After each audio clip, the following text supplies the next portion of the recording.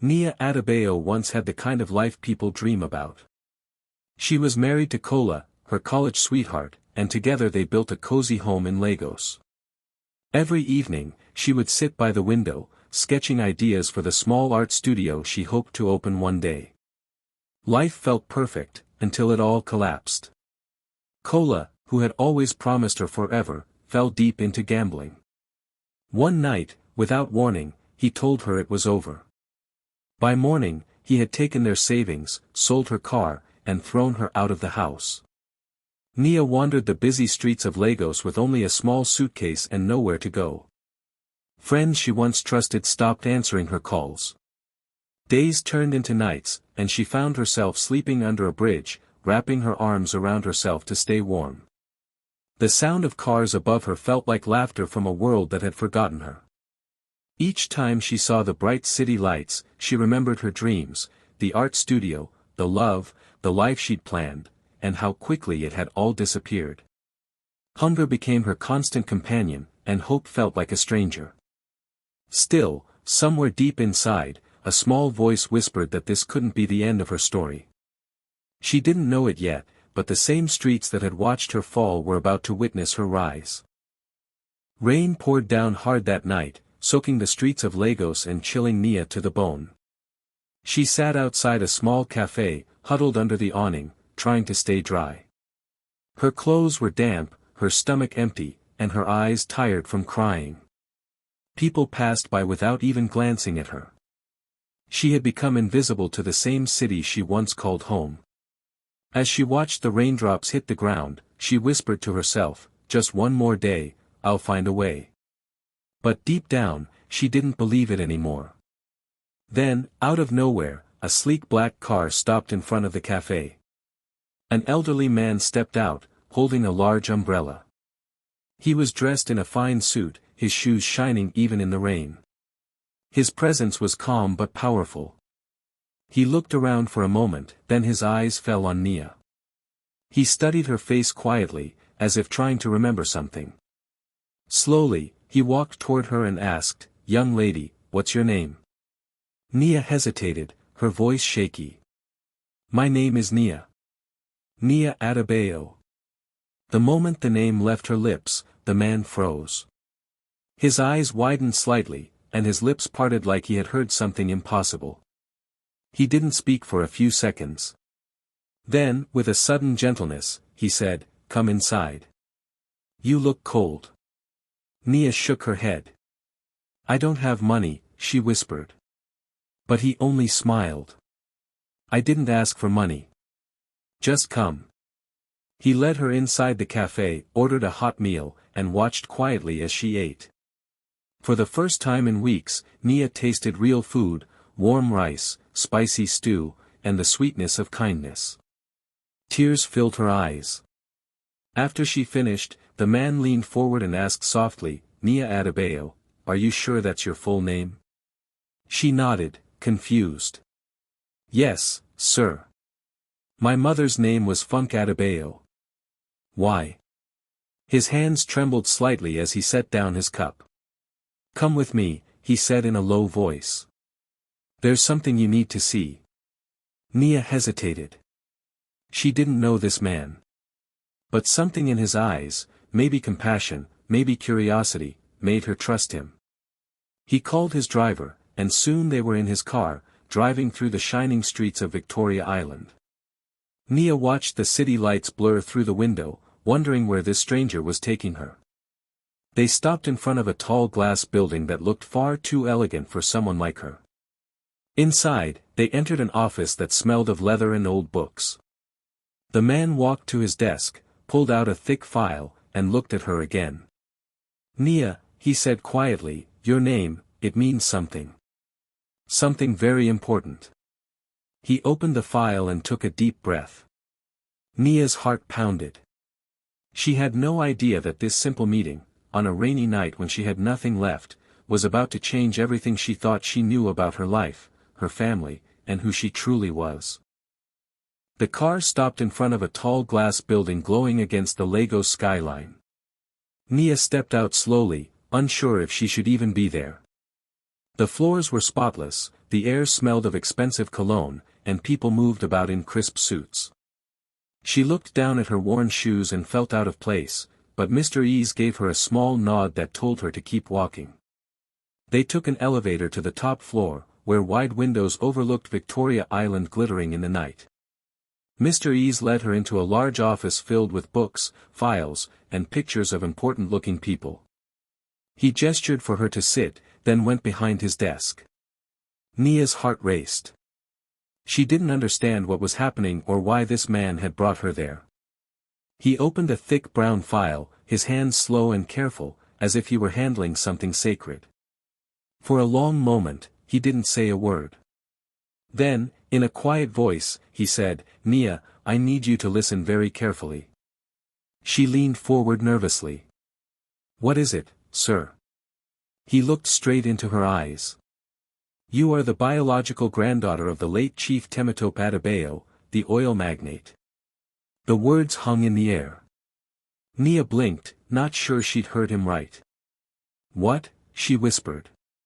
He continued, "Your grandfather built one of the biggest oil companies in West Africa. He died years ago and left behind a fortune, over $30 million. But his real granddaughter, you, was never told." Nia shook her head, her voice breaking. "That's impossible. My mother never said anything. She told me her family didn't want us. She said they called her poor and turned their backs." Mr. Ease nodded slowly. "That's what they wanted her to believe.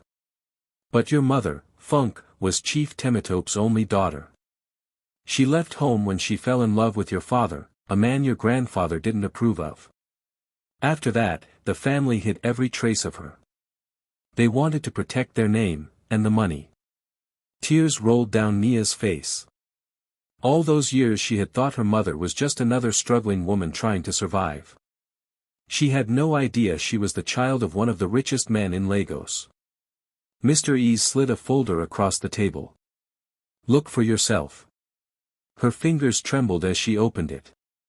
Inside were birth certificates, photos of her mother as a young woman, and legal documents with her name written clearly, Nia Funk Adebayo. Her breath caught. "This can't be real," she whispered. "It's very real," Mr. Ease said gently. "And now, by law, everything that belongs to your grandfather belongs to you." Nia sat in silence, her world spinning.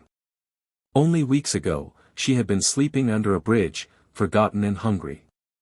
Now she was being told she was worth millions. She looked out the window at the city lights, tears blurring her vision. Everything she thought she knew about her life had just shattered, and a new story was beginning. The next morning, Mr. Ease took Nia to the Adebayo family mansion. As the car drove through the massive gates, Nia's chest tightened. The house looked like a palace, marble floors, gold pillars, and a fountain that sparkled in the sun. She had passed this neighborhood many times before, never imagining she had any connection to it. Her heart pounded as the car stopped in front of the grand doors. 2 guards opened them, and all eyes turned to her. Inside, the family was gathered in the living room, men in fine suits, women dripping in gold jewelry, their perfume heavy in the air. The moment they saw her, silence fell. Then the whispers started. "Who is she? Why is she here? She looks like Funk." Mr. Ease stepped forward. "This young woman," he said clearly, "is Nia Adebayo, the granddaughter of Chief Temitope Adebayo." Every face froze. One of the uncles coughed nervously, while an aunt's smile disappeared.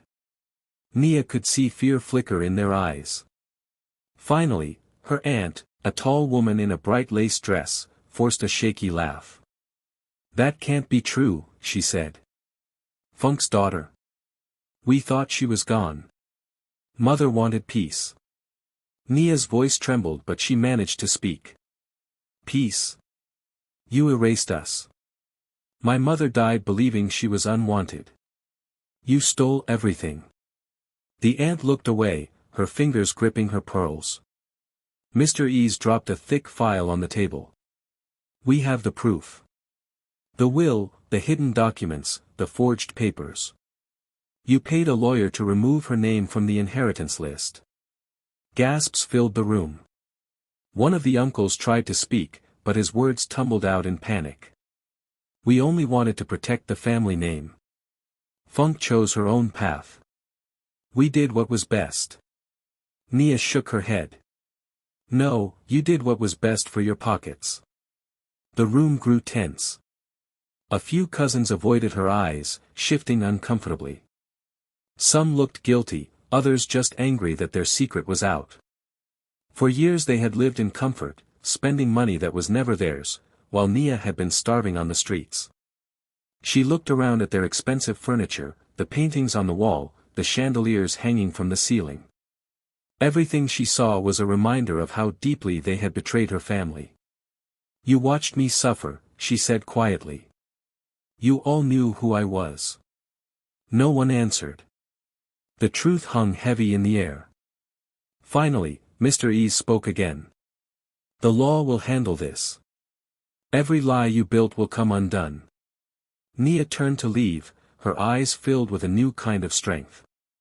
The same people who once erased her now had to face her.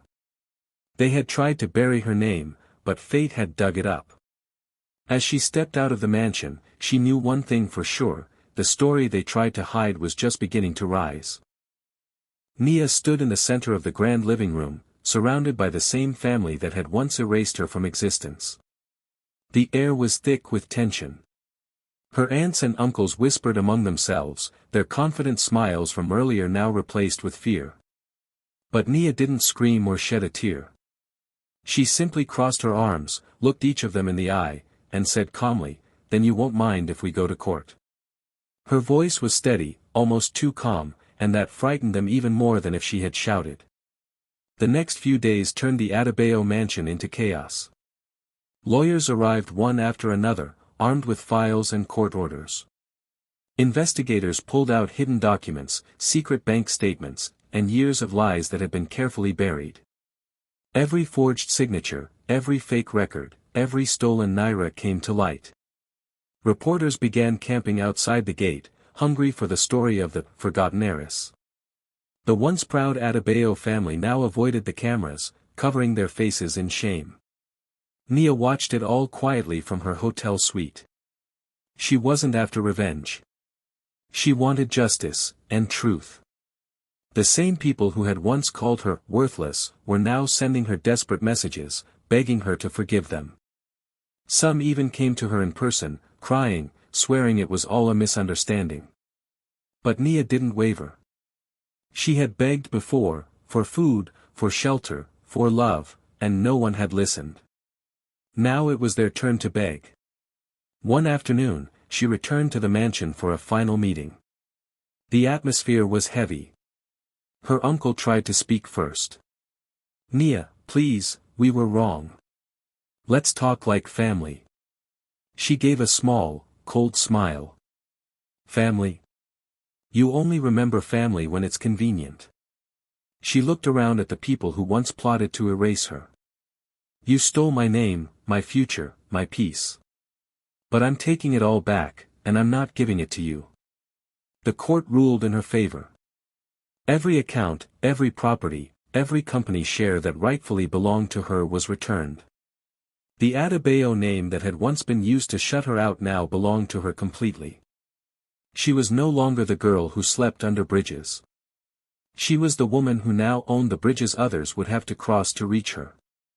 On the day she officially took control of her grandfather's company, reporters filled the lobby. Cameras flashed as she walked in wearing a simple white suit.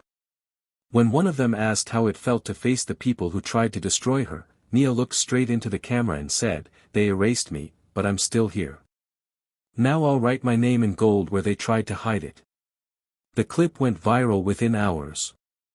Millions of people shared her story, the woman who lost everything, then returned stronger than ever. The news of Nia's inheritance spread faster than wildfire. Every blog, newspaper, and gossip page in Lagos had her name plastered across it, "The lost Adebayo heiress found." Social media buzzed with her photos, from the day she walked into court to the moment she took control of her grandfather's company. Everyone wanted to know her story. Everyone wanted to be her friend. And then, just as the world was celebrating her rise, someone from her past decided to crawl back, Kola, her ex-husband. One afternoon, as Nia prepared for an interview in her hotel suite, her assistant rushed in, whispering, "Ma, there's someone downstairs asking for you. He says he's your husband." Nia froze for a moment, then let out a small, tired laugh. "Ex-husband," she corrected softly. "Let him in." A few minutes later, the elevator doors opened, and there he was, Kola, dressed in a cheap suit that tried too hard to look expensive. His shoes were scuffed, and he clutched a bouquet of wilted flowers. He smiled nervously, the same fake charm she once mistook for love. "Nia," he said softly, stepping forward, "you look different. I came to say I'm sorry. I made mistakes. Let's start over." Nia stared at him, silent for a moment. Then she let out a short laugh, not out of amusement, but disbelief. "Start over," she repeated slowly. "You started this when you threw me out. You ended everything when you left me with nothing." Kola swallowed hard. "I was foolish. I didn't know what I had." "Oh, you knew," she said calmly. "You just didn't think I'd ever rise without you." Unbeknownst to him, cameras had begun flashing from the lobby below. Reporters had caught wind that Nia's ex-husband had shown up. Within minutes, journalists crowded the entrance, filming every word. Nia turned to one of her staff and said, "Bring me the checkbook." When they returned, she signed a check carefully, tore it from the pad, and handed it to Kola. He looked at it in confusion. "What's this?" "That," Nia said firmly, "is what you owe me, for every night I cried, for every dream you crushed, for every lie you told. It covers my clothes, my peace, and your cowardice." The room went quiet. The cameras clicked. Kola looked around, embarrassed, his face red with shame. He tried to speak, but Nia turned away, her voice calm but final. "You don't belong in my future. You helped destroy my past." As security escorted him out, the crowd outside erupted in cheers. Within hours, the video went viral. Millions watched Nia's strength, calling her the woman who paid her pain in full. Comments flooded the internet, people from all over praising her courage. And as Nia looked out her window that night, she smiled to herself. For the first time, her tears had turned into power, and her silence had become her loudest victory. After the storm of court battles and media attention settled, Nia finally had peace, the kind of peace money couldn't buy. She had everything now: wealth, power, respect. But when she looked around her luxurious new home, she didn't feel joy. She remembered the nights under the bridge, the sound of rain dripping beside her, the hunger that twisted her stomach, and the feeling of being invisible. She knew that no matter how rich she became, she could never forget what it felt like to have nothing. That memory became her purpose. Instead of spending her fortune on designer clothes or endless parties, Nia decided to build something that mattered. She wanted to create a place for women like her, women who had been abandoned, betrayed, or broken by life. The idea came to her one night as she stared out at the city lights. "If I could survive the bridge," she thought, "then maybe others can find hope there too." The next morning, she called her team and began working on a project she named Bridge to Grace. The shelter opened months later, standing proudly not far from the same bridge where she once slept. It had warm beds, a small clinic, classrooms, and art studios. Nia wanted every woman who entered to not just find safety, but rediscover herself. When she walked through the halls and saw women laughing, painting, and learning again, she felt something she hadn't felt in years: true happiness. Reporters came from everywhere to cover the story of the heiress who gave back. Nia sat in front of cameras, simple and calm, wearing no jewelry except a small gold pendant her mother once gave her. When asked why she chose to help others instead of enjoying her wealth, she smiled and said, "Because I know what it means to be lost. Money can rebuild a house, but only kindness can rebuild a soul." Her message spread like wildfire. Videos of her speeches were shared across Africa. Young girls in villages wrote letters saying her story gave them hope. Women in shelters across the continent quoted her words, "You can lose everything, but not yourself." She became a symbol of strength, not just for surviving, but for using her pain to lift others. Nia didn't care about fame. She cared about stories, stories of women who walked into bridge to grace crying and walked out smiling. She saw herself in each of them. Every meal served, every woman sheltered, felt like healing her younger self a little more. As the sun set one evening, Nia stood outside the shelter, watching the lights flicker on. The sound of laughter floated through the air. She whispered softly, "This is what it was all for." In that moment, she knew, her purpose wasn't her wealth. It was her grace. And that was something no one could ever take away again. Years later, the city that once ignored Nia now carried her name in gold. From her balcony, she watched the skyline of Lagos shimmer under the evening sun. The same streets where she once begged for shelter were now lined with billboards of her company and the foundation she had built. Life had come full circle, but Nia's heart was still humble. She had faced storms that could have broken her, yet here she was, standing strong, not because of wealth, but because she had found purpose. Behind her, the soft laughter of a child filled the air. Her daughter ran toward her, holding a small painting in her tiny hands. It showed a woman standing under a bridge, light shining through the cracks of darkness. "That's where we started, Mama," the little girl said with a proud smile. Nia's eyes softened. She knelt, pulling her daughter into a warm embrace. "Yes, baby," she whispered, her voice thick with emotion. "That's where we started. But we were never lost. We were just being found." She looked again at the painting, realizing how far she had come, from pain to peace, from rejection to recognition. Far across the city, behind closed mansion doors, the same family that had once erased her watched silently. They saw her empire rise higher than they ever dreamed. But they couldn't touch it, couldn't destroy it, because it was built not on greed or lies, but on truth, strength, and grace. As night fell over Lagos, Nia lifted her daughter into her arms, the city lights reflecting in their eyes. She had lost everything once, but now she had something far greater, a legacy that no one could ever steal.